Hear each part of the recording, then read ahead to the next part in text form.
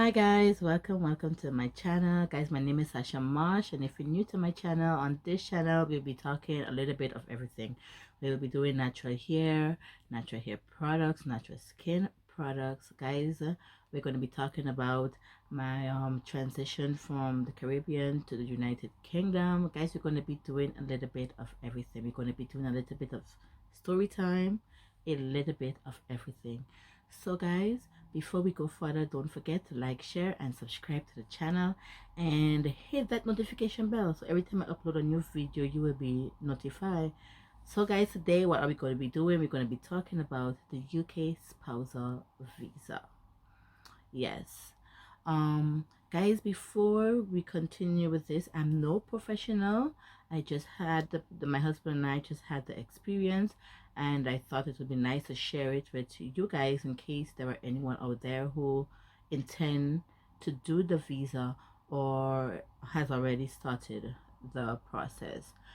Guys, the visa can be done by the applicant, which will be the person who needs the visa, the sponsor, or a solicitor. In my case, we had a solicitor doing our visa.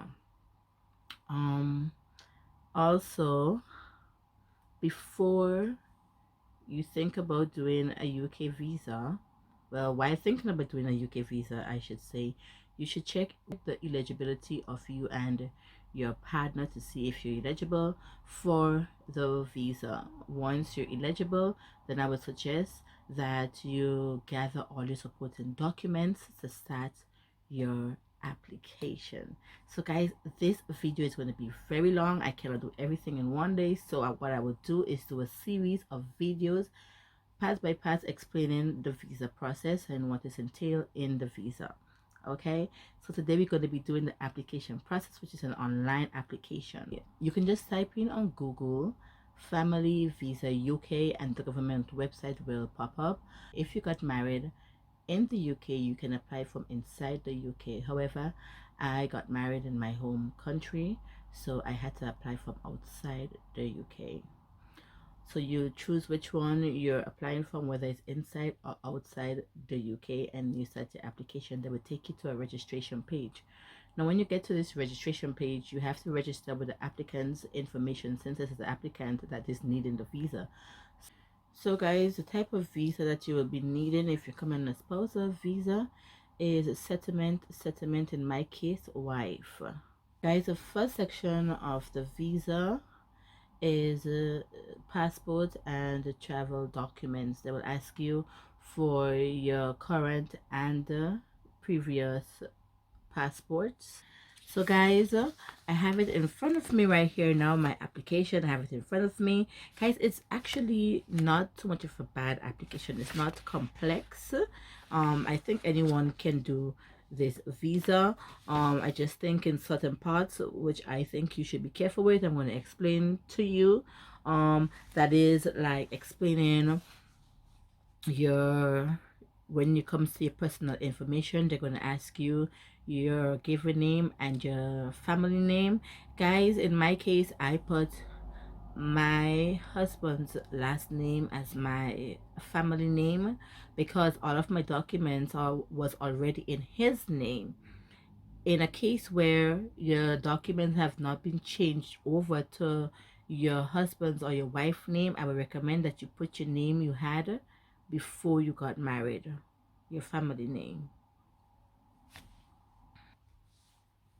Guys, they're gonna also ask you for the information on your current and your previous passport. If you don't have your previous passport, you will have to let them know what happened to your previous passport. They're going to ask you for your current passport details, guys. Then they're going to ask you the sponsors information, the sponsors detail. They're going to ask the given name, the family name, the country of nationality, the date of birth, if you guys live together, if they're going to ask for their email address, and will your sponsor be traveling with you. Guys, they will also ask you, have you ever met the sponsor, when was the first time you met the sponsor, and when did the relationship start. They're going to ask you what language do you and the sponsor communicating. They're also going to ask you how often do you see the sponsor, and when was the last time you saw the sponsor. They're not talking about phone calls and stuff. In my case, I would come every 6 months. So when you have traveled physically, been with the sponsor, that's the question they're asking you. So you're going to state, in your case, however it is that you guys when you guys see, they're going to ask you the last time you saw the sponsor. So guys, they're going to ask you, have you ever lived with the sponsor, and then they're going to ask you to explain when you have lived with the sponsor. So what my solicitor did, he explained from the first time that I've lived with my husband to the most recent time. Guys, they're going to ask you about your accommodation in the UK, and you just give your husband's address, as that is where you're going to be staying when you do enter into the UK. So guys, they're going to ask you about dependent details, and in this case I had a dependent, which is my son. They're going to ask you if he's going to be traveling with you. Do you have any dependent that is going to be traveling with you or not, and the details of any dependent you may have. In my case, it was my son, and I gave his details. They asked, what is the relationship we have, what is the person's relationship to you. I said my son. They asked his given name, his surname, does he live with me, is he going to be traveling with me, his nationality, and his passport number. So guys, if you have any kids traveling with you, you could add them on to your visa. So guys, they asked this question a few times about your address of where you're going to be living. Guys, you need to be very careful with that, because I think why they ask this question so many times, you need to think. So they want to ask you, do you know where you're going to be living in the United Kingdom? Obviously, it's a settlement visa with the expectation that you're going to be living permanently with your husband or with your wife. So they want to make sure that you know where you're going to be going, and then you repeatedly put your husband's details or your wife detail of their address. You put their address. Yeah. Then they're going to ask you some more tricky questions, like is this the home of your family or anybody of that sort? You put yes.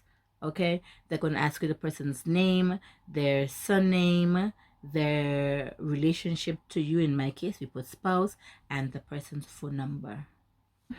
Guys, I'm going to ask you, have you ever been refused a visa for any other country, whether it be the UK or any other country? And they're going to ask you the reason why. What I did, I just gave them the same reason why the embassy gave me, that I was refused a visa because I had no reason to return to Grenada. And that was it. It's simple. It was nothing illegal. So you just be truthful at all times. On guys, then they're going to have a series of yes and no questions, and you answer them accordingly.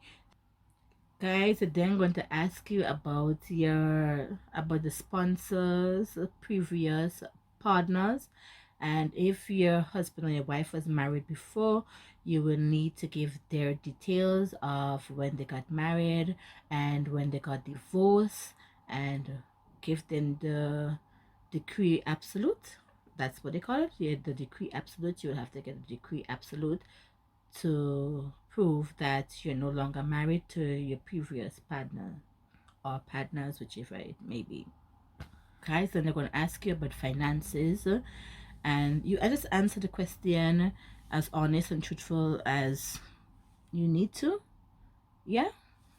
And if you have reached the requirement for the UK spousal visa, guys, I'm going to do about the requirements and everything in another video.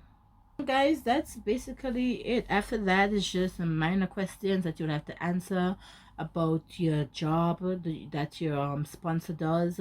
Guys, after filling out all that, now you will have to pay for the application, and the application is quoted in US dollars, and the application cost was 2,174 US dollars. Once you pay, guys, a confirmation will be sent to you that you have paid, and you have to keep that document. What will be sent to you through your email, you have to keep it.